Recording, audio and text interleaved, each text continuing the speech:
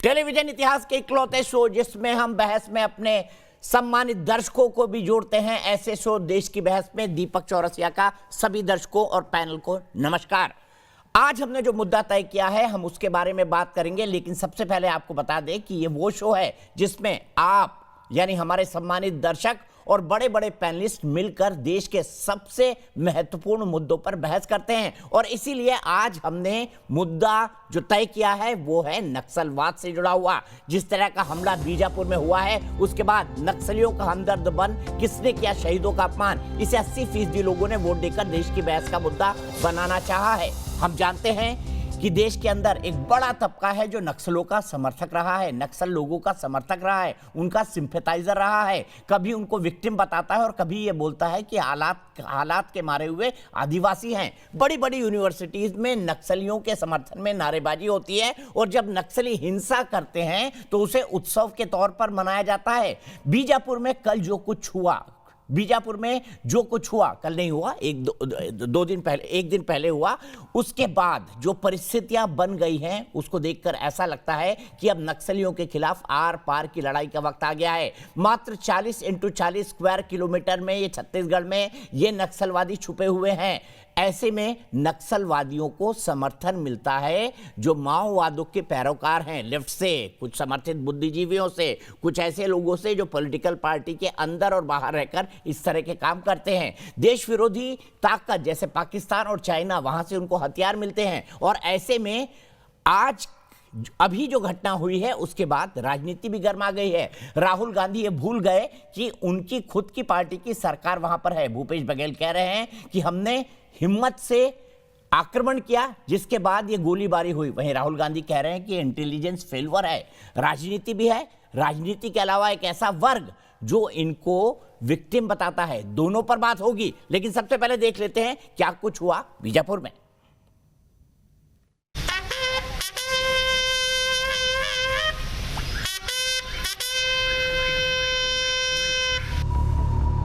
उनका ये सर्वोच्च बलिदान व्यर्थ नहीं जाएगा, कि लड़ाई रुकेगी नहीं और गति के साथ आगे बढ़ेगी और इसको हम अंजाम तक ले जाएंगे। हम उसके मांग में घुसे हैं, ये पहली बार हुआ, मांग में हम घुस चुके हैं और बहुत जल्दी उसको सफाया भी। गृह मंत्री अमित शाह और छत्तीसगढ़ के मुख्यमंत्री भूपेश बघेल के इरादों से साफ है कि देश के वीरों पर घात लगाकर हमला बोलने वाले नक्सलियों पर अब सख्त कार्रवाई करनी ही होगी।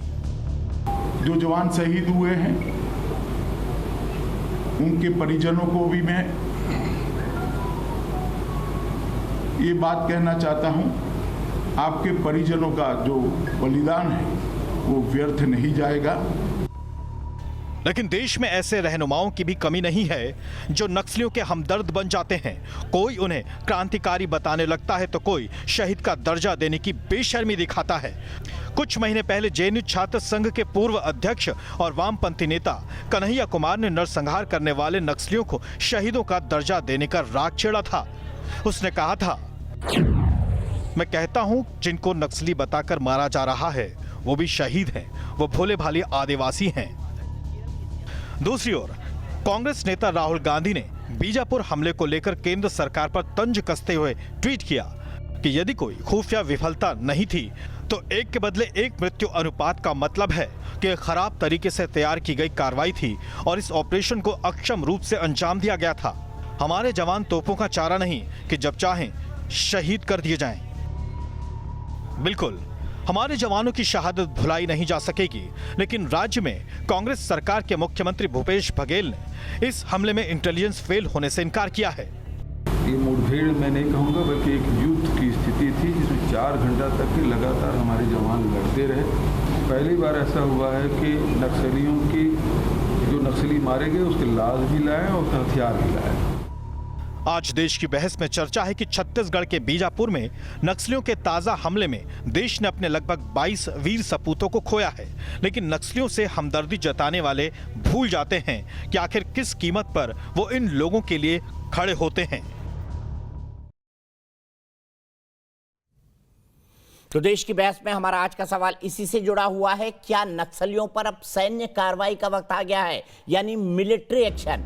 लोग ये मानते हैं कि इन पर सैन्य कार्रवाई नहीं करनी चाहिए क्योंकि ये देश के ही लोग हैं, देश के दुश्मन नहीं हैं। लेकिन जो जवानों को मारे, जो वर्दी में बैठे हमारे सपूतों को मारे, क्या वो हमारे देश का दुश्मन नहीं है? इसी पर आज विचार करेंगे और इसीलिए हमारा आज का सवाल हाँ या ना में आप जवाब दे सकते हैं। आप हमारी वेबसाइट पर जा सकते हैं, आप हमारे मोबाइल ऐप का इस्तेमाल कर सकते हैं, आप हमारे ट्विटर हैंडल पर जा सकते हैं और आप हमारे फेसबुक पेज पर जाकर भी वोट दे सकते हैं। अगर कार्यक्रम के बारे में कोई राय है, सुझाव है, आप शो में शामिल होना चाहते हैं तो आप हमें 9711002266 पर एक व्हाट्सएप कर दें। सीधे अपने बड़े पैनल को इंट्रोड्यूस करूंगा। मेरे साथ कांग्रेस के वरिष्ठ नेता और जाने माने स्पोक्स पर्सन अखिलेश प्रताप सिंह मौजूद हैं। मेरे साथ लेफ्ट के नेता विवेक श्रीवास्तव जी मौजूद हैं। मेरे साथ भारतीय जनता पार्टी के राष्ट्रीय प्रवक्ता और राज्यसभा के सांसद डॉक्टर सुधांशु त्रिवेदी मौजूद हैं। लेकिन शुरुआत अखिलेश जी मैं आपसे करूंगा।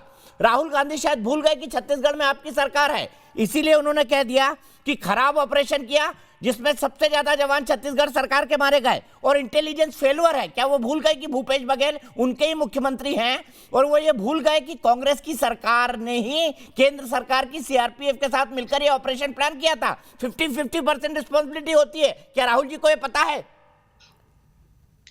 देखिए, मुझे कोई आश्चर्य नहीं आपके इस सवाल से, क्योंकि जब से आदरणीय मोदी जी आए हैं सर, उन्होंने जो ट्वीट किया मैं उस पर पहुंच रहा हूं, इससे मोदी जी का क्या रिलेशन? तो मैंने सुना, मैं सब बताऊंगा, सब जवाब दूंगा। चलाइए राहुल जी का ट्वीट। मैंने सुना, मैं सब जवाब दूंगा, मैं बेफिक्र रहिए आप, मैं किसी आपके प्रश्न से भागूंगा नहीं। मैंने कहा कि मुझे कोई आपके प्रश्न से कोई आश्चर्य नहीं है, क्योंकि जब से मोदी जी आए हैं, मोदी जी और मोदी जी का प्रश्न विपक्ष से आप कर सकते हैं, करें, लेकिन गृह मंत्री स्वयं इसके जिम्मेदार होते हैं। और यदि हमारे 22 सैनिक जिस अभियान के तहत, जिसका नेतृत्व और जिसकी देखरेख गृह मंत्री के एडवाइजर नक्सल ऑपरेशन के और डीजी सीआरपीएफ के देखरेख में हो रहा है और उसमें 22 जवान हमारे प्लैंड वे में शहीद हो जाते हैं, तो क्या आप ही इसे या बीजेपी के लोग ही बहुत सक्सेसफुल ऑपरेशन कह सकते हैं?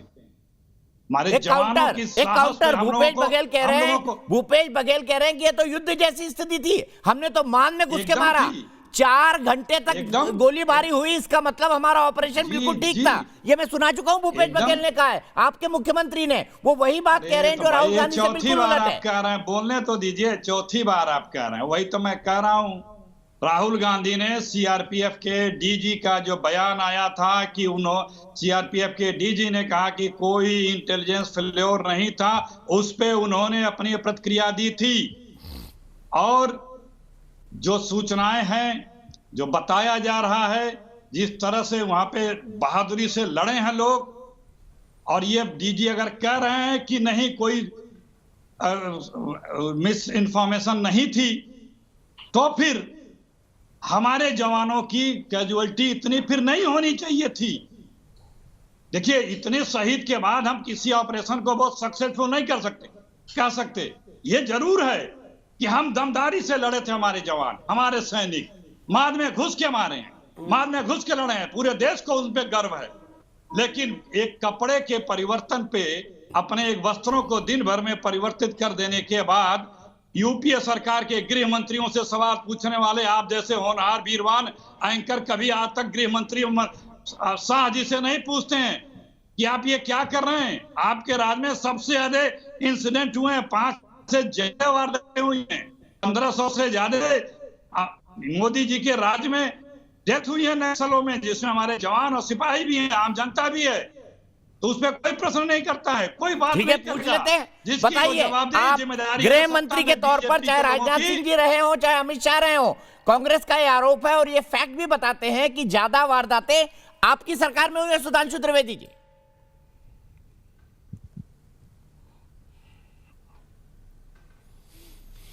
देखिए, जो घटना हुई है वो बहुत दुखद, दुर्भाग्यपूर्ण और संवेदनशीलता की बात है, परंतु जहां तक तथ्यों की बात है तो मैं ये बता देना चाहता हूं कि हमारी सरकार जब से आई है, विगत 7 वर्षों में पहली बार ऐसा हुआ कि 44 जिले नक्सल प्रभावी लिस्ट से हटे, यानी अब 30 जिले रह गए जहां पर नक्सलियों का प्रभाव है। सबसे ज्यादा नक्सली हमारे दौर में मारे गए हैं। और अखिलेश जी को शायद याद हो, दंतेवाड़ा नक्सलियों का गढ़ माना जाता है।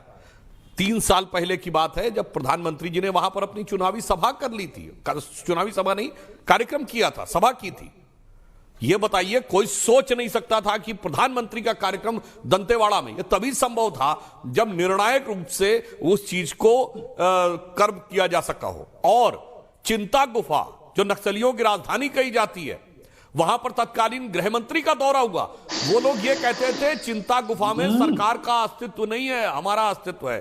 सारी बातें, आपका आरोप अपनी जगह है अखिलेश जी, जो आपको कहना चाहिए हमारे बारे में कहिए, हम आपके। मगर इतना मैं बता दूं, जवानों की दुखद हत्या के बाद हमारे यहां के रिजीम में किसी विश्वविद्यालय में उनका जश्न मनाए जाने की घटना नहीं आती है। जैसी यही महीना था अप्रैल का 2010, 73 लोग मारे गए थे सीआरपीएफ के, और जेएनयू में जश्न हुआ था और सरकारें चुप बैठी रही थी। और इतना ही नहीं, कितने प्रकार के कार्यक्रम आयोजित होते थे जो ये कहते थे कि साहब इनके साथ तो बुरा हो रहा है, ये तो बेचारे खुद स्थितियों के मारे। जबकि हकीकत आपको बताऊं, ये जितने भी ये नक्सली नेता हैं, ये बताइए आज तक इन्होंने किसी बड़े उद्योगपति के ऊपर हमला किया हो तो बताइए, किसको शिकार बनाते हैं?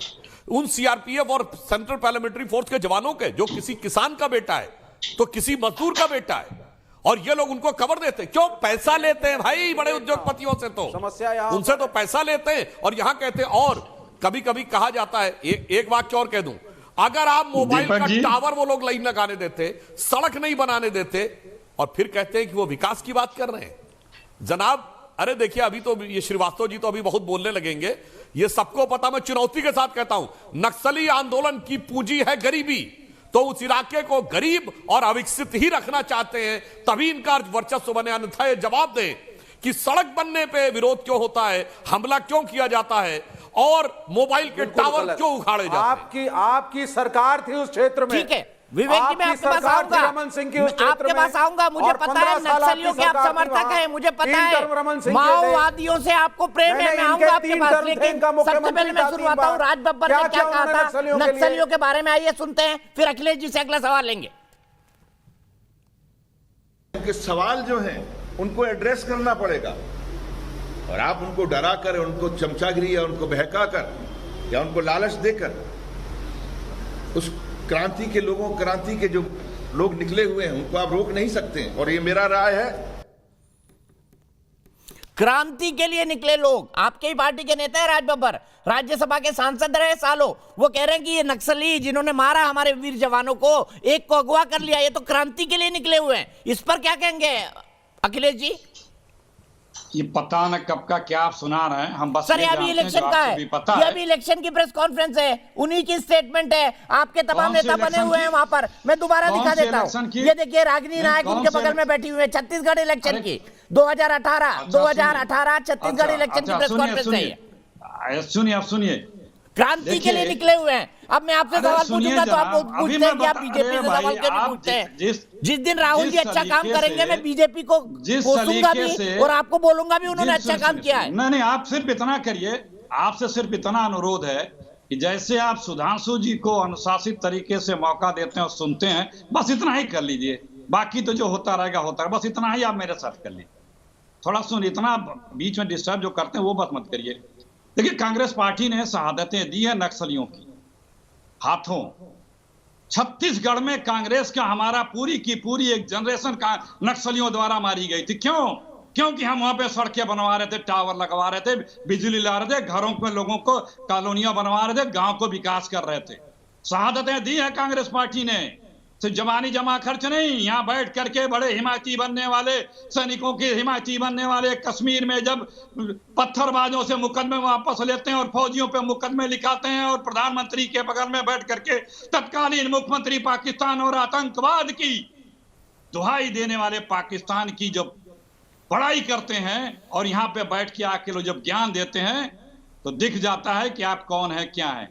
अरे जनाब ये मंत्री जी, जिम्मेदारी आपकी भी बनती है, और आपकी भी जिम्मेदारी बनती है माननीय संपादक जी, कि आप सवाल करें गृह मंत्री से जो सत्ता में बैठा जिसको जिम्मेदारी मैं मिली है, आपसे सवाल जवाबदेही उसी करूंगा। की होती है। आपने कहा कि आप हाँ, मोबाइल टावर जवाबदेही लगवा उसी रहे की होती थे, है। उस वक्त वहां रमन सिंह की सरकार थी, सड़कें भी रमन सिंह की सरकार बनवा रही थी, और झीरम अरे घाटी के अंदर भाई। जो अखिलेश जी हुआ था उसमें आपकी पार्टी के किस नेता पर आरोप लगा था, ये भी आप अच्छी तरह जानते हैं। मैं नाम इसलिए अरे नहीं लूंगा मरा क्योंकि कौन दुनिया है, से वो शहीद कौन अलविदा हुआ हो है, चुके उसके हैं। पहले मेरा किसकी राज्य है, मुझे वहां की सरकार थी? परिस्थिति पता है। जी सब पता आप है। ही के पार्टी के नेता पर आरोप लगा कि वो हेलीकॉप्टर से चले गए, बाकियों को गाड़ी में भेज दिया और सबको ढूंढ ढूंढ के मारा गया। महेंद्र कर्मा का नाम पूछ के गोली मारी उसको। ये अफवाहें आप लोग फैलाते रहिए। अब उन्होंने अलग पार्टी बना ली है, आप चाहे तो बना उनको। आप जो बता रहे हैं, अरे भाई आपके सूत्रों से कुछ जाकर अदालत में बता दीजिए कि क्या हुआ था, कैसे हुआ था, आपको जानकारी हो तो। आप लोग यही ना करते हैं बैठ करके र्यूमर फैलाना, हमारे सारे नेता शहीद हो गए और आपको उसमें राजनीति दिख रही है। अखिलेश जी को यही बताना काम चाहता हूं। करते हैं आप लोग गुमराह करने का। अखिलेश जी जो शहीद हुआ उनसे कोई सिंपैथी नहीं आपको, जो कांग्रेस के इतने बड़े बड़े नेता शहीद हो गए। अखिलेश और जी, उसको आपके डाइवर्ट सारे करेंगे नेता- यहाँ बैठ करके नहीं, उसको बैठ के यहाँ पे आप डाइवर्ट करेंगे। शहीद हुए इंदिरा गांधी, शहीद अरे हुए अखिलेश राजीव जी, यही गांधी, तो मैं कहना चाहता तमाम हूं। हमारे नेता शहीद हुए। कांग्रेस पार्टी की आतंकवाद केंद्र और में नक्सल के- सरकार थी। अच्छा सुनिए, एक बात और सुनिए जनाब। आदरणीय मोदी जी ने जब नोटबंदी की थी तो मोदी जी और आप सारे लोग यही कहते थे नक्सलवाद तो अब खत्म हो जाएगा नोटबंदी से। दिन भर 6 महीने आप लोग बहस किए थे कि अब नक्सलवाद नहीं दिखेगा, अब आतंकवाद नहीं दिखेगा, अब ब्लैक मनी नहीं दिखेगी, अब फला धमाका नहीं दिखेगा। और खूब आप लोगों ने डिस्कशन किए हैं, सैकड़ों किए हैं आपने भी। दीपक जी क्या हुआ, खत्म हो जाना चाहिए था ना, ये दावे तो किए गए थे बीजेपी के द्वारा, सरकार के द्वारा और मीडिया के द्वारा बताया भी गया था। ये डबल स्टैंडर्ड की बातें बंद करिए। जो सत्ता में लोग बैठे हैं उनको अपनी जवाबदेही और जिम्मेदारी से बच नहीं सकते। 3 दिन तक इस घटना के होने के बाद 3 दिन तक गृह मंत्री प्रचार कर रहे हैं, और जब पुलवामा हुआ था तब प्रधानमंत्री फोटो खिंचा रहे हैं डिस्कवरी के साथ। ठीक है, जवाब ले लेते हैं। सुधांशु जी बताइए, गृह मंत्री जी प्रचार कर रहे थे और रणदीप सुरजेवाला ने लिखा है कि वो एक हीरोइन के प्रचार में लगे हुए थे जब बीजापुर में नक्सली हमला हुआ था। सवाल पूछा है मैंने इनसे, अखिलेश जी सुन लीजिए। अरे इनसे नहीं, अमित शाह के बारे में पूछिए कि वो इस्तीफा मैं कब देंगे। अपेक्षा करूंगा कि- जिम्मेदारी जिस दिन किसकी राहुल है? गांधी मेरी डिबेट में आ जाएंगे और अमित शाह जी आ जाएंगे, मैं उनसे भी डायरेक्ट अरे, सवाल पूछ लूंगा। हाँ, मैं बता तो रहा हूं। मोदी जी आते थे क्या जब आप राहुल अरे गांधी भाई, से मैं पूछते बता थे, रहा मनमोहन सिंह से पूछते भाई, अब मैं थे जवाब कि दे रहा इस्तीफा हूं। आप कब देंगे, शांति से। और आप पाटिल साहब से अच्छा। पूछते थे इस्तीफा अरे भाई, देंगे, मैं तो क्या मोदी जी आते थे या राजनाथ सिंह आते थे क्या अखिलेश डिबेट जी, में आपने आपके? मैंने आपकी बात कि जब आप शांति से हमारे सुनी। गृह मंत्रियों अब मैं से अपेक्षा मुख्यमंत्रियों करूंगा से कि इस्तीफे आप भी मुझे मांगते उसी थे प्रकार से और मौका हम लोग देंगे। उनके इस्तीफे जैसे देते अभी भी आप, थे। दीपक तो भरसिया जी से जो रिक्वेस्ट कर रहे हैं। लॉजिक दिया उस लॉजिक शिवराज पाटिल को आपने निकाला था, हमने नहीं निकाला था, आपने इस्तीफा लिया था उससे। हाँ, बम कांड हम- के हम- दिन हम 3-3 जिम्मेदार बार हैं। कपड़े बदलने हम को जिम्मेदार लेकर। हैं। अखिलेश जी, विवाद हम मेरे और जिम्मेदार- आपके बीच का नहीं है। सुधांशु जी जवाब दे रहे हैं नहीं। आपको। अरे सुधांशु जी जवाब प्रश्न फिर भी नहीं करेंगे आप मोदी जी से और अमित शाह जी से। हाँ अखिलेश जी, सुधांशु जी मैं क्या अपेक्षा है? करूंगा कि मुझे आप अपनी बात उसी प्रकार से कहने देंगे। अब सुनिए, मैं एकदम, जवाब देता एकदम। हूं। जिन्होंने अभी बात कही बिल्कुल सही बात है। 2013 में जो हमला हुआ था उसमें कांग्रेस पार्टी की पूरी लीडरशिप खत्म हो गई थी। इनके पूर्व विदेश मंत्री थे विद्याचरण शुक्ला जी, इतने बड़े नेता थे, खत्म हो गए थे। क्या कार्रवाई की थी उस समय के गृह मंत्रालय ने? उसके बाद 1 साल आप पे कर रही थी। और पूरी बात क्यों नहीं बता रहे अखिलेश जी? आप ही की पार्टी के एक नेता थे जिनके बारे में कहा जाता है कि वो उस हमले में ऐसे बचे कि भागने में भी सफल हो गए। पहाड़ी से नीचे उतरे तो एक मोटरसाइकिल भी खड़ी मिल गई, और मजे की बात मोटरसाइकिल में चाबी भी लगी कहानियां हुई। बनाना आप और लोगों उसके का बाद काम वो है। वहां से निकल के आए, इतनी भयंकर गोलीबारी के बीच में उन्हें एको गोली नहीं लगी। अरे नाम बता रहा हूं, विधायक का नाम था कवासी लखमा। पूरी बात पता करके आइए। कहानियां यही उन्होंने स्टेटमेंट दिया था कि वो जीप के अंदर से फायरिंग हो रही थी, वो बाहर निकले, नीचे उतरे, मोटरसाइकिल खड़ी थी और चले आए। कहानी नहीं, जवाब दीजिए, मैंने नाम के साथ बोला है। इसलिए मैं कह रहा हूं उस घटना के बारे में बहुत सारी बातें हैं कि एक ही नेता क्यों हवाई जहाज से आगे, हेलीकॉप्टर से आ गए थे, बाकी लोगों ने। जबकि सुनिए, जबकि इंटेलिजेंस एजेंसीज ने कहा था कि उस रास्ते से नहीं जाना चाहिए, वो यात्रा नहीं निकालनी है। यह रिटर्न में उस समय की राज्य सरकार का है और यह हलफनामा अदालत तक में है। इसीलिए जो आप आरोप लगा रहे हैं वो उस घटना का अलग है। अब मैं इस पे आ रहा हूं। देखिए, नक्सली समस्या के 3 डायमेंशन है। एक तो है लॉ एंड ऑर्डर का, कि किस ढंग से पुलिस प्रशासन उसको डील करे। दूसरा है उस इलाके की गरीबी और अशिक्षा जिसका दोहन किया जाता है। और तीसरा है उसको बौद्धिक आवरण देना। डबल स्टैंडर्ड तो अखिलेश जी ये होता है कि वो वारा राव जो 80 साल के हो गए हैं, स्वर्गीय इंदिरा गांधी के जमाने में जेल में गए, वो अब राहुल गांधी की नजर में बौद्धिक हो जाते हैं, वो इंटेलेक्चुअल हो जाते हैं। जितने भी ये लोग इस जमाने में गए, ये सब आपकी सरकारों में 2-2, 3-3 बार जेल जा चुके हैं, आरोपी हो चुके हैं। मैंने तो राजीव गांधी, नरसिम्हा राव और मनमोहन सिंह की बात नहीं की, एक सज्जन इंदिरा जी के जमाने में, और वो आपके लिए अब आप उसके लिए आप इस प्रकार से बात कहते हैं। यह डबल स्टैंडर्ड है जनाब, ये डबल स्टैंडर्ड है। आपके जमाने में दीपक जी मैं जवाब दे रहा हूं। क्या है? दीपक जी, नक्सलिज्म सबसे बड़ी समस्या सुनिए, है। और सुनिए, राहुल गांधी सुनिए, जाके सुनिए। विदेशियों से क्या बोलते हैं? हिंदू आतंकवाद सबसे बड़ी समस्या है। हाँ, आप बताइए, मुझे दोनों बातों का जवाब दीजिएगा। आपके विधायक बच के आए थे कि नहीं? जी इस बात का जवाब दीजिएगा। जवाब धीरे दीजिए। धीरे और ये जवाब विवेक दीजिएगा कि आज के जमाने में, दीजिएगा। इंदिरा जी के जमाने में जो लोग जेल गए वो आज बौद्धिक कैसे हो गए? थोड़ा रुकिए। जी, जिन वामपंथियों का आज आप कोस रहे हैं, उनके साथ दिल्ली में आप सरकार बनाए थे जनाब। जरा अपने गिरबान को झांक लिया करिए। और दिल्ली में सरकार में साथ बैठे हुए थे। आज अपने सुविधा के अनुसार से किसी को जो भी कब बनाए थे आप? तो बंगाल में आज उनके साथ है भाई, और उन्हीं के रहमो करम पे राहुल गांधी जीत के आए वायनाड से। बीच में मत बोलिए, बीच में ना बोलिए प्लीज। जनसंघ नामक आप ही की पार्टी थी ना, भारतीय जनता पार्टी के पहले। और कश्मीर में जिनको आप आतंकवादी और आतंकवादियों को पोषक बोलते थे, उसके साथ आप कश्मीर में सरकार बनाए सत्ता के लिए। मैं 47 के पहले नहीं जाऊंगा कि किस तरह से जंग आजादी में भी आप सरकार के साथ थे, जो उस वक्त सरकार हुआ करती थी। इंटेलिजेंस इनपुट तो पुलवामा में भी था, बाकायदा रिटर्न था, और वो सोशल मीडिया पे आ भी गया था। लेकिन फिर भी वहां 300 किलो आरडीएक्स पहुंच जाती है, और सब कुछ पता पा लेने वाले अंतर्यामी बीजेपी के लोग, मोदी जी, शाह जी और मीडिया के लोग ये नहीं बता पा रहे हैं कि जिस रोड पे एक छोटा सा पत्थर भी जूते में रख के कोई लेके नहीं जा सकता, वहां 300 किलो आरडीएक्स लिए गाड़ी कई घंटे से खड़े होकर के काफिले का इंतजार कैसे कर रही थी। ये क्या खेल है भाई? ये बताएंगे बीजेपी वाले? अरे भाई, कब देंगे इस्तीफा आदरणीय शाह साहब? कब देंगे? जिम्मेदारी कब अपने निभाएंगे? सिर्फ चुनाव करना, वो भी विधानसभा लोकसभा का, अरे अपनी पार्टी का भी चुनाव कभी करा लिया करिए।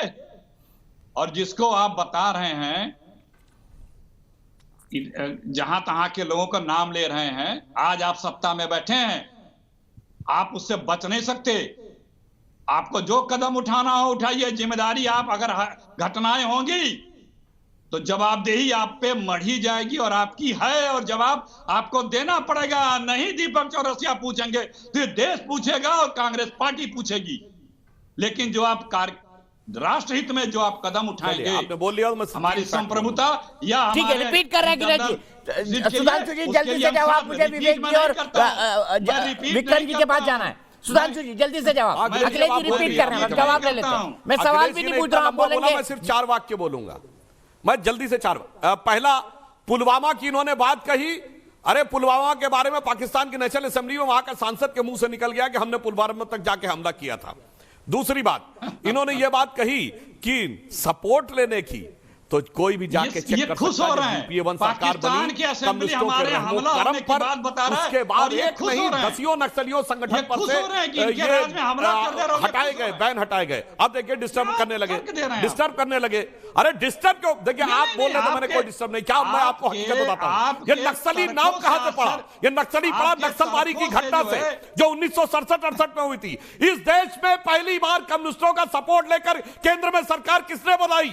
इंदिरा गांधी ने 1969 में, जब उन्होंने कांग्रेस को तथाकथित अंतरात्मा की आवाज पे तोड़ दिया, तब कम्युनिस्टों का सपोर्ट लेकर सरकार बनाई, और उसी के बाद सब जेएनयू स्थापित हुआ था, जो आपने टोटल उनको दे दिया था और सोशलिस्ट सेक्टर शब्द जोड़ दिया था। नहीं तो आपको लेफ्ट फ्रंट से एलर्जी है, आप चुनाव लड़िए, हम भी चुनाव लड़ते हैं। इंडियन काउंसिल ऑफ कभी कोई जीतेगा, कभी कोई जीतेगा। से लेके आपने तो सबको एंटी नेशनल घोषित कर रखा है। उनके लिए स्थापित करके दिए सारे बौद्धिक प्रतिष्ठान। और दुख की बात यह है, जब वो फिर मृतप्राय हो गए, तो मनमोहन सिंह के जमाने में। अरे साहब, माओवादियों की सरकार का समर्थन करने नेपाल तक जाते थे, गजब का काम किया। नेशनल एडवाइजरी काउंसिल में सारे लेफ्टिस्ट थे, खैर उसी चक्कर में खुद भी निपट गए। मेरा यह मानना है कि यह तथाकथित हिंदू आतंकवाद का एजेंडा कांग्रेस से ज्यादा लेफ्टिस्टों का एजेंडा था, ये उसी में निपट गए। ठीक है, इसलिए मैं कहना चाहता हूं विवेक श्रीवास्तव जी के पास। विवेक श्रीवास्तव जी, आपकी पार्टी का आइडियोलॉजिकल मानना है कि माओवादी कमजोर और पिछड़े हुए हैं। 1969-2004 बताइए जी, माओवादी कमजोर और पिछड़े हुए हैं और आप उनके सिंपैथाइजर हैं, आप उनको इंटेलेक्चुअल यानी बुद्धिजीवी कवर देते हैं।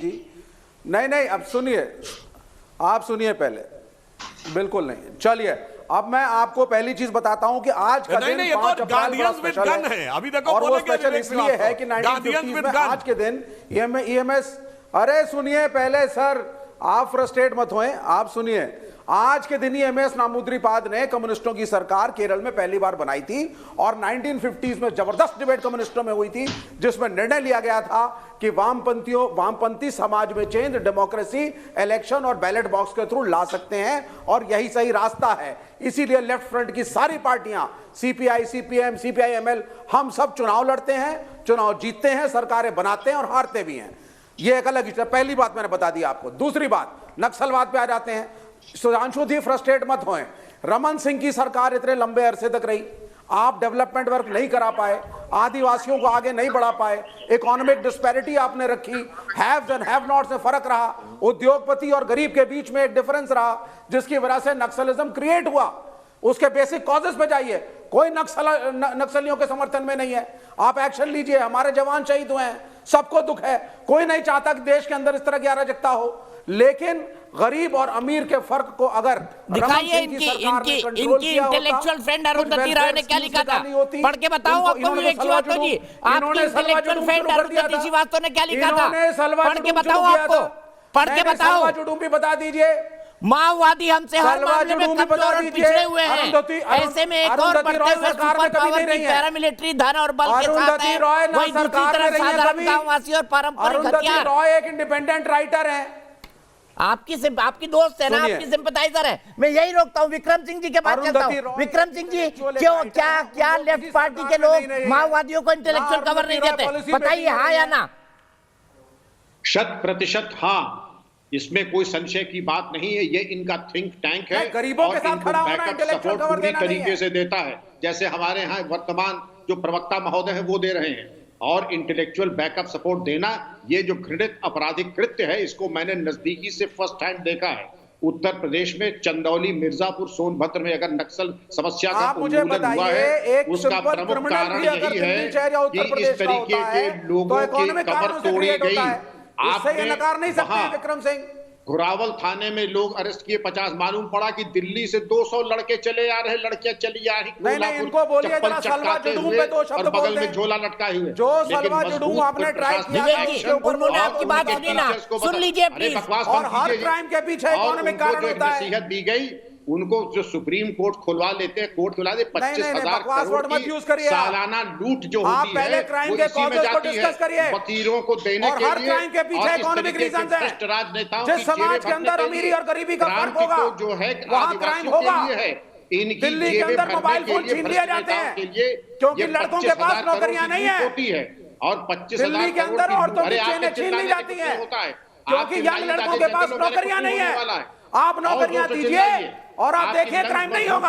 अरे कुछ नहीं होने वाला है, जहां अनएम्प्लॉयमेंट होगी वहां क्राइम होगा। और आप लोगों की भैया, मैं आपकी बीजेपी की चमचागिरी सुनने के लिए नहीं बैठा हूं। आप भारतीय जनता पार्टी की चमचागिरी सुन लीजिए ना प्लीज। सीपीआई-एमएल इनके 2 पहले पुलवामा हो जाता है, फिर चुनाव का टाइम आ जाता है, तो फिर से हो गया ये सीपीआई-एमएल अपडेट और CPI-ML.org इनकी वेबसाइट है, वहां जाके देखें। भवानीपुर मैसेकर और भवानीपुर मैसेकर को अगर आप देखेंगे तो ये लोग मनमाने तरीके से लोगों को चैलेंज करते हैं और यूपी इतना ज्यादा लिप्त हो चुके हैं कि सच देखना भूल चुके हैं। नहीं, ये मैं कह रहा हूं क्राइम विवेक जी वो बोल रहे हैं, आपके बोलते हुए उन्होंने कुछ नहीं कहा।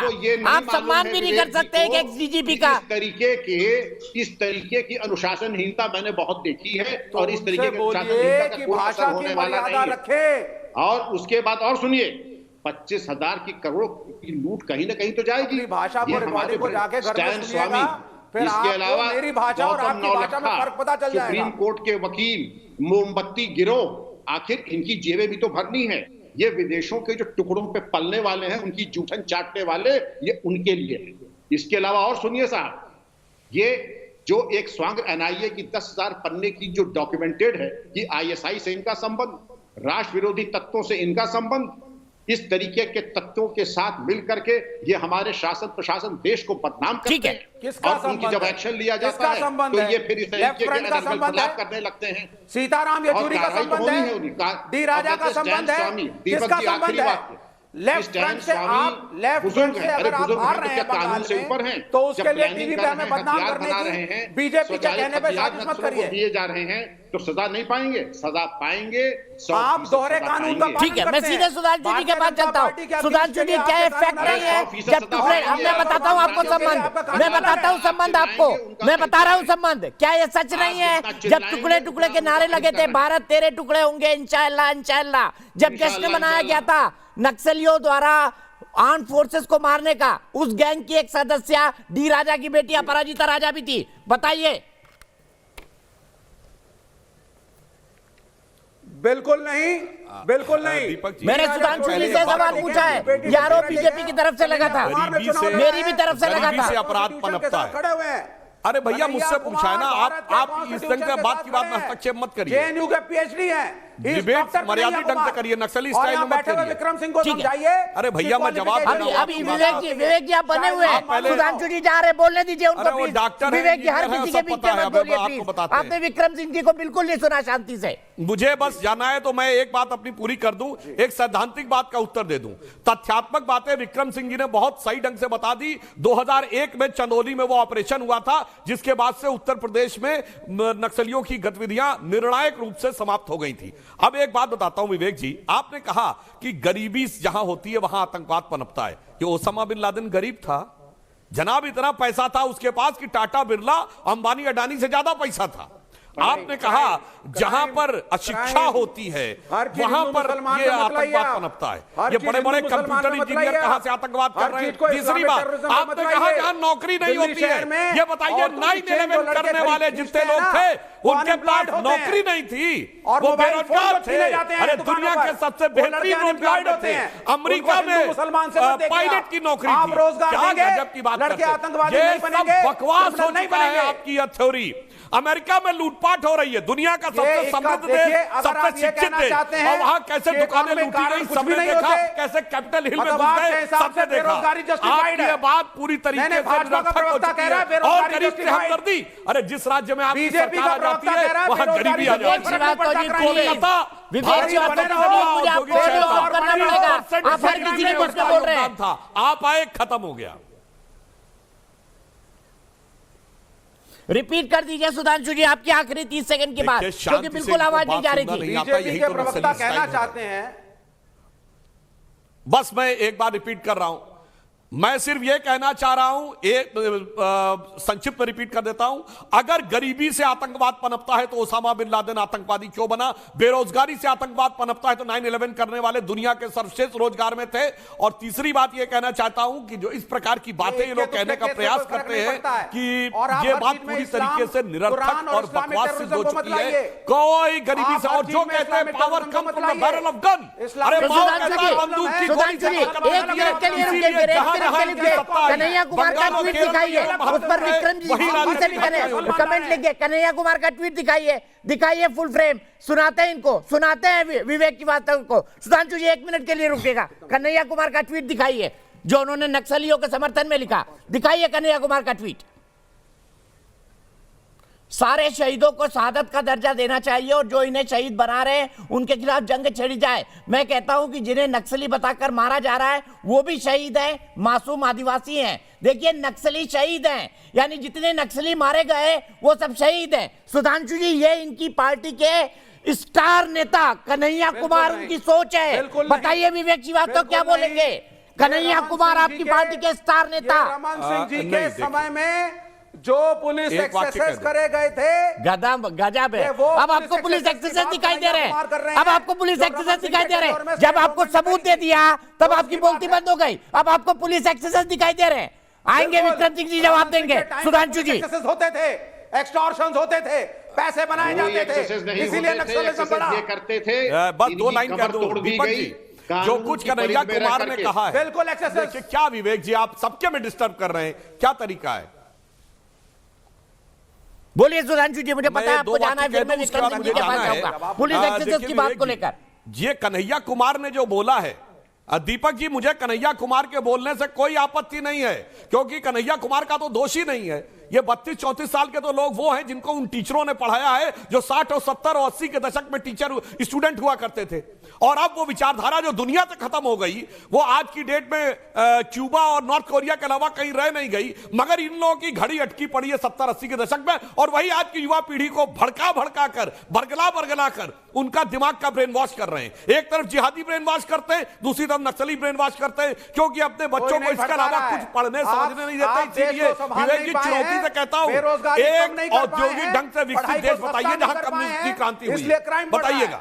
अच्छा ये बताइए, मैं सीधे विक्रम सिंह जी के पास जा रहा हूँ। विक्रम सिंह जी बताइए, क्या पुलिस, क्या बीजापुर में जो हुआ वो पुलिस का अत्याचार था या नक्सलियों का? और क्या वाकई पुलिस नक्सलियों पर अत्याचार करती है? ये किस विचारधारा से बनते हैं, सबसे पहले ये बताइए। एक्सटॉर्शन के लिए बनते हैं कि नहीं, नक्सली कि नहीं बनते हैं? दीपक जी, ये तो पुलिस और सीआरपीएफ के ऊपर घनघोर अत्याचार हुआ है, लेकिन बाहर हमारे मोमबत्ती गिरोह, उनको ये मानवाधिकार हनन दिखाई नहीं पड़ रहा है। मानवाधिकार तो केवल नक्सलियों का होता है, मानवाधिकार तो केवल नक्सलों को पालने पोसने और उनको खाद देने वालों का होता है। पुलिस का तो कोई मानवाधिकार होता नहीं। एक तरफा की ये जो मोमबत्ती गिरोह कर रहा है, ये सरासर गैर कानूनी है। मैं खुद अपने फर्स्ट हैंड एक्सपीरियंस से बता, इनकी विचारधारा सुनिए जरा। क्रांति की शुरुआत बंदूक की नाल से होती है, माओ सेतुंग की पहले सूर। किसी भी निर्दोष मानव रक्त के कुछ लीटर खून बहाने में भावना में मत बहो, क्योंकि ये क्रांति की अनिवार्यता है। In any agitation the police are the agents and the state is an instrument of exploitation of the proletariat by the bourgeois and the police are its agent. Therefore in any agitation police is always wrong and the agitators are always right. ये तो इनकी अवधारणा है। ये शुरुआती में कहते थे पुलिस और शासन हमेशा गलत, आंदोलनकारी हमेशा सही। इस अवधारणा से एक तरफा से कानून की परिधि के अंदर, दीपक जी, मैंने इनको जो नसीहतें दी हैं, जो भी इनके गिरोह आते थे ना दिल्ली वगैरह से, इनको वो नसीहत दी कि बुलियन नक्सलवाद की स्पेलिंग क्या होती है। आपकी फिर से जरूरत है विक्रम सिंह जी, आपकी फिर से जरूरत है। अभी पैनल के अलावा और भी जरूरत है। धनंजय सिंह जयपुर से मेरे साथ जुड़ गए, मेरे एक दर्शक है। इस बीच मेरा नया पैनल जुड़ेगा, मैं सबको इंट्रोड्यूस करूंगा। मेरे साथ महक खान जुड़ गई हैं, जो कि एक पॉलिटिकल एनालिस्ट है। मेरे साथ आरपी सिंह जुड़ेंगे भारतीय जनता पार्टी से। मेरे साथ रिटायर्ड मेजर जनरल के सिन्हा जुड़ गए हैं, जिनसे हम सवाल पूछेंगे कि के सिन्हा जी, क्या आर्मी एक्शन होना चाहिए? डॉक्टर सतीश प्रकाश जुड़ गए हैं, प्रोफेसर और पॉलिटिकल एनालिस्ट है। धनंजय सिंह जयपुर से मेरे एक दर्शक, क्या मिलिट्री कार्रवाई होनी चाहिए धनंजय सिंह जी इन लोगों पर? क्योंकि अभी तक तो पैरामिलिट्री कार्रवाई करती है, ये मानकर कि भाई ये तो हमारे देश के लोग हैं। दीपक जी, इन पर मिलिट्री कार्रवाई होनी चाहिए। इन्होंने एक जो रॉकेट लॉन्चर का उपयोग किया, एक तरह से देश के खिलाफ युद्ध है। दूसरा, इनके साथ लड़ते समय हमें 4 तरह लड़ना पड़ेगा। मैं आपके पैनल पर देख रहा था, कुछ लोग जो बोल रहे थे, वो उनका बोलना ही ऐसा लग रहा था कि वो वामपंथ और नक्सल के समर्थन में खड़े हैं। हमें दिल्ली में बैठे उन लोगों का भी ध्यान रखना पड़ेगा जो कोर्टों के अंदर बाहर उनकी जो नक्सल का समर्थन करते हैं, उनका भी कोई इलाज सोचना पड़ेगा। साथ ही वहां जो समाज है, जो सत्य समाज है, उस समाज को खड़ा करना पड़ेगा। जो पूर्ववर्ती सरकार की सलवा जुडुम योजना थी, उस योजना खड़ा करना पड़ेगा। 4-5 प्रकार का प्रयास करेंगे तब ये लोग समाप्त होंगे। ठीक है, और इनका सीधे चलता हूं एक सवाल को लेकर अखिलेश जी के पास। अखिलेश जी, आप कह रहे थे कि आप कांग्रेस की तारीफ नहीं कर रहे हैं, भारतीय जनता पार्टी से सवाल नहीं पूछ रहे हैं। मैं तारीफ करता हूं। आपको पता है नक्सल के खिलाफ सबसे अच्छा काम किसने किया था? आपकी पार्टी के एक chief minister YSR Rajasekhar Reddy ने, जिन्होंने पूरी तरह से आंध्र प्रदेश से नक्सलवाद खत्म कर दिया था। वो अलग बात है कि वो आपकी पार्टी में नहीं है, लेकिन आपकी पार्टी में भी ऐसे नगीने थे जिन्होंने बहुत अच्छा काम किया। आपकी पार्टी ने भी बहुत अच्छे काम किए। लेकिन अखिलेश जी, अब आप नक्सलों के सिंपथाइजर के तौर पर क्यों नजर आ रहे हैं? राहुल गांधी का ट्वीट आज सुरक्षा बलों पर तो सवाल खड़ा कर रहा है, केंद्र सरकार पर तो सवाल खड़ा कर रहा है, लेकिन साथ ही साथ भूपेश बघेल सरकार पर भी, अपनी सरकार पर। मुझे कोई आश्चर्य नहीं हुआ आपके इस सवाल से। आपको पता है जो मुख्यमंत्री का आप जिक्र करें, अब वो नहीं, उनके बेटे हैं। यही तो बात है कि जो सत्ता में बैठा है उस पर सवाल आज नहीं हो रहा है।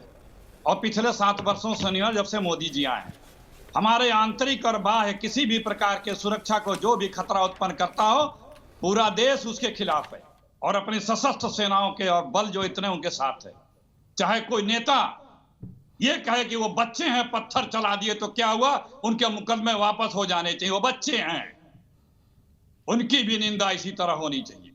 और कोई आज नक्सलियों के पक्ष में भी सिंपैथाइजर दिखता है तो उनकी भी निंदा होनी चाहिए। लेकिन एक तरफा नहीं चलेगा। जिम्मेदारी, इतनी बातें हुई, सबने गिनाया, सबने बताया, लेकिन सबको नियंत्रित करने की जिम्मेदारी जिसको मिली है उसकी ही जवाबदेही है। वो कहां है? सर, भूपेश बघेल की जिम्मेदारी भी बराबर है, वो राज्य के मुख्यमंत्री हैं। एक मिनट, बराबर जिम्मेदारी है। आज यही आप एंटी नक्सल ऑपरेशन के एसओपी पढ़ लीजिए, बराबर जिम्मेदारी है दोनों की। जी। जब तक दिल्ली में बीजेपी नहीं थी तब तक मोदी जी अब बीजेपी के लिए नक्सलवाद दिल्ली की समस्या थी। वाह वाह वाह, क्या सही है, ला दिया आपने, हम लाने वाले थे, आपने खुद स्वयं। आप ही ने कहा था झीरम घाटी हमला, रमन सिंह की विफलता है, इस्तीफा दे रमन सिंह। मैंने आपसे कहा कि थोड़ा हमको समय दे दिया, हमें पता है कि सुधांशु जी लोग बर्दाश्त कर लेंगे अपनी निंदा, लेकिन आप लोगों को थोड़ा बीजेपी की निंदा कम बर्दाश्त होती है, तो थोड़ा सुन लें। निंदा करने से सीखने को मिलता है। सीख के अगर कोई काम करना चाहे तो अपने आप को बेहतर कर सकता है। लेकिन ये बीजेपी की सरकार इतनी अहंकारी और घमंडी है कि इसे कुछ नहीं करना है। भाई, बातें हो रही हैं, लेकिन ये सरकार में बैठा जिम्मेदार व्यक्ति कौन है? बड़ी बड़ी घटनाएं हो जा रही हैं, हमारे सरहदों पे चीन आके बैठ चुका है, आप अपने भूमि दे रहे हैं, हिंदुस्तान के अंदर आतंकवाद, नक्सल सब फैलता जा रहा है, तो इतने शहीद हमारे सैनिक हो रहे हैं, लेकिन सरकार का किसी के कान पे जू नहीं रेंग रहा है। ठीक है, जवाब ले लेते हैं। सर, आपकी सरकार की विफलता है, जो अखिलेश जी ने कहा, चाहे वो पुलवामा हो, चाहे बीजापुर की नक्सलवादी घटना हो या कोई और मामला हो, आपकी सरकार की विफलता है ये। एक चीज सुनिए जनाब, मोदी जी का वो भाषण सुनाइए जैसे आप सबका सुनाए हैं। ये नक्सलों के पास ये लॉन्चर कहां से आते हैं? विदेश से आते हैं। विदेश की सीमाएं किसके पास हैं? केंद्र की सरकार के पास हैं। तो केंद्र सरकार कहां से हो रही है? ये लॉन्चर। ठीक है, जवाब ले लेते हैं, जवाब दीजिए आरपी सिंह साहब। कैसे आ जाती है? तो मोदी जी का वो बयान आज सुनाइए जो मोदी जी पे लागू होता है। उनकी जिम्मेदारी जवाबदेही बनती है कि नहीं? आपने विपक्ष के बयान सुनाए, 2-4 सत्ता पक्ष के भी बयान सुना दिया करिए। बहुत बयान है इन लोगों के, एकदम झुआ भर है, सैकड़ों है, 1-2-4 सुना दीजिए। अखिलेश, जवाब लीजिए ना आरपी सिंह साहब। उस समय के मोदी जी अगर आज अपने बयानों पे ही अमल करने लगे तो ये देश बदल जाए, ये सब चीजों पे चर्चाएं रुक जाएं। काश वो मोदी जी आज होते। ब्रेक लीजिए ना थोड़ा सा, आप सबसे ज्यादा बोले अभी तक और फिर आरोप मुझ पर ही लगा रहे हैं। आरपी सिंह साहब, जवाब दीजिए।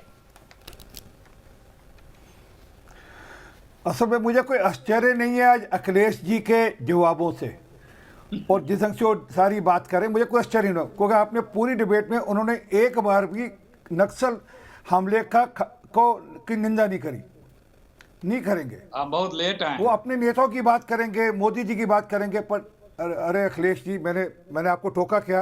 मैं आपको 10 वोट टोक सकता हूँ और आपने कहा तो मैंने बताया ना बीच में क्या बहुत लेट आए, आधे घंटे बाद। अरे सुनो अखिलेश यादव, अरे सुनो अखिलेश जी, अरे सुनो अखिलेश सिंह, सुन, बहुत देर से सुन लो तुम्हारे को। मैं सदार हूँ, ये ध्यान से सुनो आप जो मैं कहने जा रहा हूँ।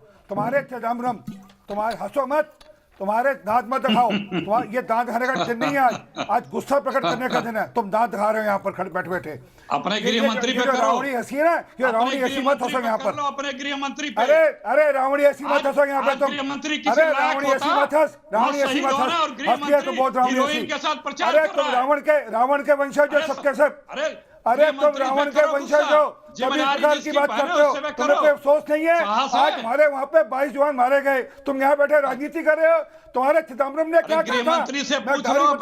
1 सितंबर 2018 में क्या कह रहा था कि ये बेचारे हैं, ये बेचारे हैं, क्या कहा था चिदम्बरम ने, ये बेचारे हैं, इनको मत छेड़ो, ये वरा राव, ये सुधा भारद्वाज, ये अरुण फरेरा, ये वनन गोंजाल्वेस, ये बेचारे हैं, इनको मत कुछ कहो। ये तो गरीबों की बात करते हैं, ये तो पिछड़ों की बात करते हैं, ये तो ट्राइबल्स की बात करते हैं। और कोर्ट ने क्या कहा, अरे आप तो पक्ष रखते हो यहाँ आकर बैठकर रावण की हंसी हंसते हो, यहाँ पर आकर शर्म आनी चाहिए रावण के वंशज कहीं के। परंतु जो सच ये है दीपक, इन्होंने लगातार अर्बन नक्सल्स का सपोर्ट किया है। सच्चाई सुन के आपे से बाहर हो गए। इंटेलेक्चुअल कवर देते हैं मॉल्स को। मांग लो सुनो यार, अरे सुन लिया मैंने बहुत देर अखिलेश आपको। अरे दांत मत दिखाओ, आपने दांत मत दिखाओ, देख ली दांत तुम्हारे दांत खट्टे कर दिए हमने चुनाव के अंदर, फालतू दांत मत दिखाओ। असली हकीकत ये है, देश को बर्बाद कर रहे हो ना सत्ता में बैठ करके। ठीक है, मैं दोनों को रोकूंगा क्योंकि मेरे पास दर्शकों को भी जोड़ना है। आरती भाई आपने अपना जवाब दिया, मैं सीधे महज के पास जाऊंगा। महज मुझे ये बताइए, क्या आपको लगता है इनके खिलाफ मिलिट्री एक्शन होना चाहिए, क्योंकि अब नक्सलवादी भी देश के सच्चे दुश्मन हो गए हैं, ऐसे दुश्मन हो गए हैं जो सीधे पैरामिलिट्री फोर्सेस के जवानों को गोली मार रहे हैं, अपहरण कर रहे हैं। क्या इनके खिलाफ मिलिट्री एक्शन होना चाहिए? पहली बात तो आपके चैनल के माध्यम से मैं यहाँ पर बहुत ही अफसोस करना चाहूंगी कि यहाँ पर आज शहीदों की बात होनी चाहिए, और शहीदों की बातों की जगह पर हम यहाँ पर अर्बन नक्सल और पता नहीं क्या क्या टर्म कन्हैया कुमार को लेके आके बात कर रहे हैं। तो ये बहुत ही अफसोस की बात है कि नेशनल प्लेटफॉर्म के ऊपर जहाँ पर आज ये शहीदों के जो बीवी है, बच्चे हैं, इनकी जिम्मेदारी इनके साथ अफसोस करने की जगह पर आज आप यहाँ पर विचारधारा पर है। आज का दिन विचारधारा के लिए नहीं है, आज का दिन शहीदों के लिए समर्पित है। उनके बच्चों को याद करिए, उनकी बीवी, उनके घर, उनकी माओ को याद करिए जब आप इनके बारे में बात कर रहे हैं। रही बात नक्सलियों को भी शहीद बताते हैं, आज अमित शाह जी को रिजाइन करना चाहिए यहाँ पर बैठ के। मोदी सरकार को शर्म से झुक जाना चाहिए।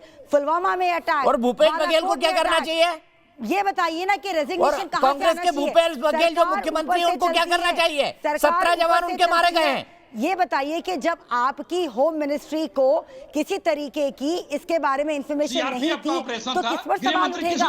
देश की सिक्योरिटी भूपेश बघेल के हाथ में है या हमारे होम मिनिस्टर के हाथ में है? केंद्र की प्रॉब्लम सवालों का जवाब दीजिए ना। यहाँ पर जो बीजेपी के प्रवक्ता ठीक है, मैं सीधे आप ही के सवाल ले जाऊंगा, लेकिन मैं जनरल सिन्हा के पास चलूंगा। जनरल सिन्हा साहब, वक्त आ गया है नक्सलियों पर भी मिलिट्री ऑपरेशन हो। 40 × 40 स्क्वायर किलोमीटर में जो बचे हुए हैं उनको भी अब मिलिट्री ऑपरेशन से मारा जाए।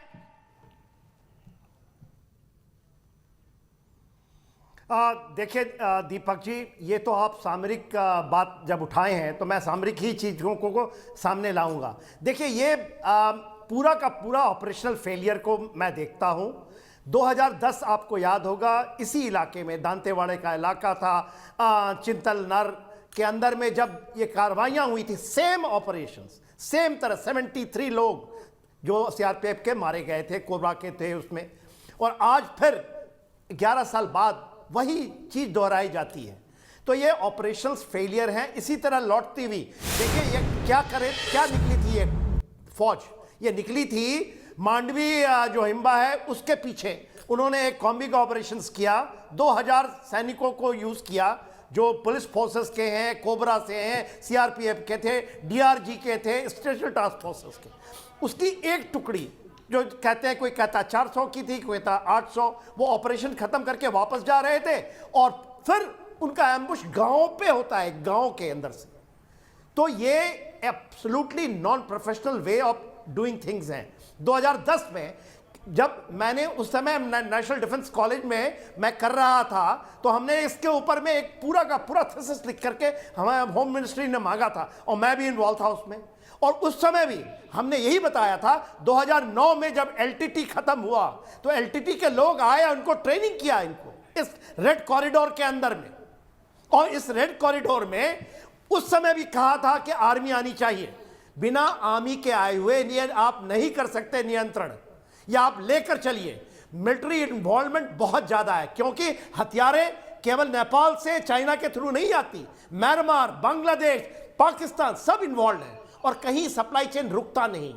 ये सवाल सप्लाई यही चेन है ना कि ये अगर कोई अगर बॉर्डर आप ये स्टेट कह नहीं रहे है। हो तो छत्तीसगढ़ सवाल ये है छत्तीसगढ़ कि का सुन ले 2018 भाई, से मेरी बात पिछले सुन लीजिए लगातार मैडम। 2 मैं सालों से राजनीति चीज में नहीं पढ़ना चाहता हूँ। लगातार ठीक है, जनरल सिन्हा, मुझे एक ब्रेक लेना है, उससे पहले अजय श्रीवास्तव, उसके बाद में फिर इस बहस पर आऊंगा। अजय श्रीवास्तव बिलासपुर से मेरे एक दर्शक। अजय, क्या आपको लगता है, क्या इनके खिलाफ मिलिट्री एक्शन होना चाहिए, नक्सलियों के खिलाफ? आप खुद उसी राज्य से आते हैं। हाँ जी, मुझे लगता है कि मिलिट्री ऑपरेशंस होना चाहिए, क्योंकि ये केंद्र सरकार और राज्य सरकार की संयुक्त जिम्मेवारी होती है। कोई भी क्षेत्र में यदि नक्सलवाद पनप रहा है और उसका निदान यदि केंद्र सरकार और राज्य सरकार मिलकर करना चाहेंगे तो उसके लिए उपयुक्त ऑपरेशन, मिलिट्री ऑपरेशन होना चाहिए। मुझे ऐसा लगता है कि ये आज के समय में यदि हम शहीदों को श्रद्धांजलि दे रहे हैं, बहुत सारे जवान शहीद हुए हैं, उसमें ये जानने की आवश्यकता है कि सरकारें क्या कर रही हैं जिसके कारण हम सफल नहीं हो पा रहे हैं नक्सल को इतने सालों से खत्म करने में। मुझे लगता है पिछले 20 सालों से ये समस्या चल रही है। उसके लिए हाँ जी, उसके लिए आपने कहा मिलिट्री एक्शन होना चाहिए। इसी पर आगे बात करेंगे ब्रेक के बाद।